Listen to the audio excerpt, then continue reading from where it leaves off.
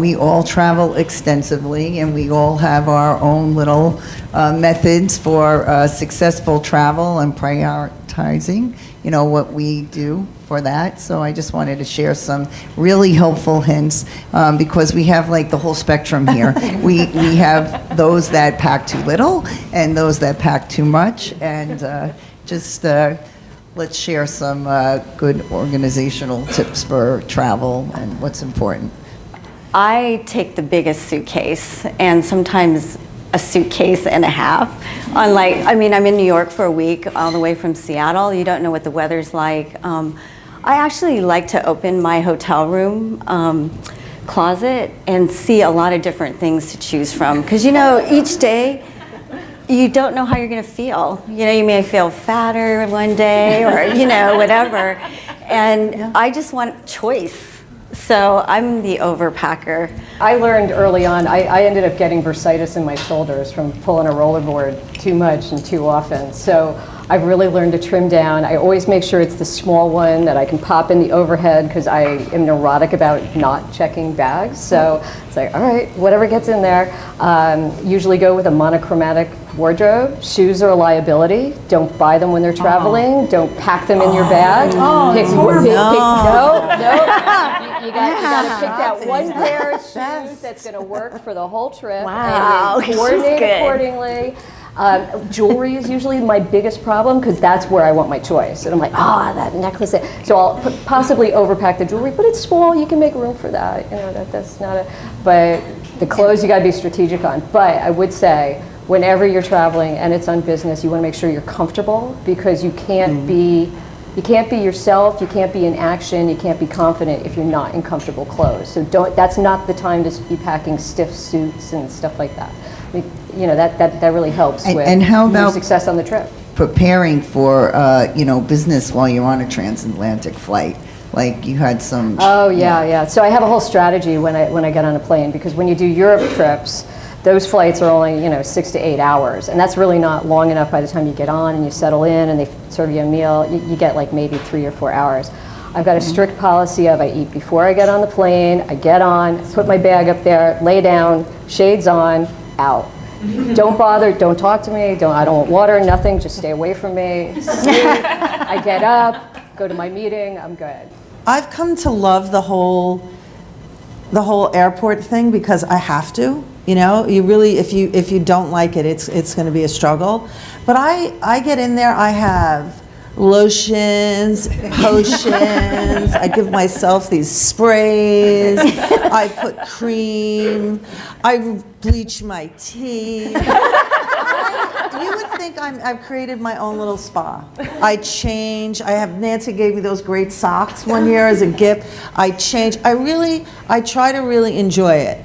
I never get a chance to sit down and watch movies back to back, so I never go to the movies, because I know once I get on that plane, I'm power watching. I've got my cream, and I really make it a whole big thing. I do pack black, white, splash of gray. That's my travel. I do carry more than one pair of shoes, because I'm always walking when I'm out seeing stores, so I do need the flat, the heel. I have one dress that I could roll up into a ball just in case there's a cocktail party that I get invited to and I want to go. So I do make sure that, and I have my always reliable clothes that work from here to Tokyo, and you can, they're not wrinkled when you get there. So everyone has their own little, but I enjoy it. I don't talk to anyone. I'm like the I look and just acknowledge that you're going to sit next to me for 16 hours, but we are not talking. I have a plan to relax. So I think, there are still challenges and still obstacles, and I think that when you're running at the pace you all do, it's really important to create some me time.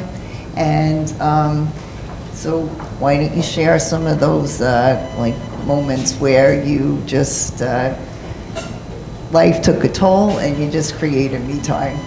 when we started the beginnings of the Great Recession, and retail felt it first. I mean, I started seeing stuff tipping in January before the seriousness of October and September of that year, and I needed something to wrap my brain around other than the stress of work and potential layoffs and all that. And so I started doing Pilates, and I have become religious about Pilates. I can totally empathize with you, Cindy, because it's if I don't do it at least 4 or 5 times a week, it's what keeps me grounded. It's what keeps me calm. It's become something that has allowed me to manage who and how I behave and who I am. I just feel like it's so important to be able to do something other than just think and fester, and to be able to focus yourself on something other than what's going on around you. It's more about what's going on inside of you, and I can't stress that enough as a salvation tool.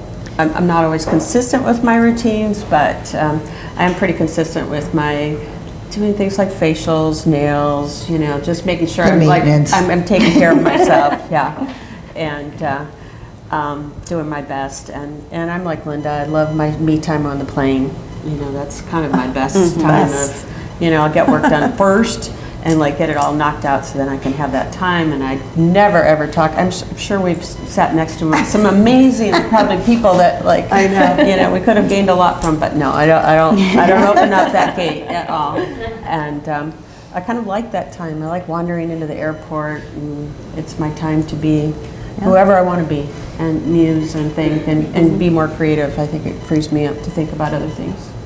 I recently learned the hard way what burnout was, and I was working like crazy. I'd get home, I was taking care of the kids like crazy, and I never took me time, and it was like the culmination of all of it just hit, and I said, I can't do this anymore. And it's that whole mask. Put the mask on yourself before somebody else. I've heard it so many times, but I can't be anything to anybody else if I'm not refreshed and ready to go. And so now I listen to my gut, and when I feel like the balance is starting to waver, I reel it in and I say, okay, we're not going to hit burnout. So I just need to make sure that I'm balancing everything. And stay the best version of yourself. Yes, exactly.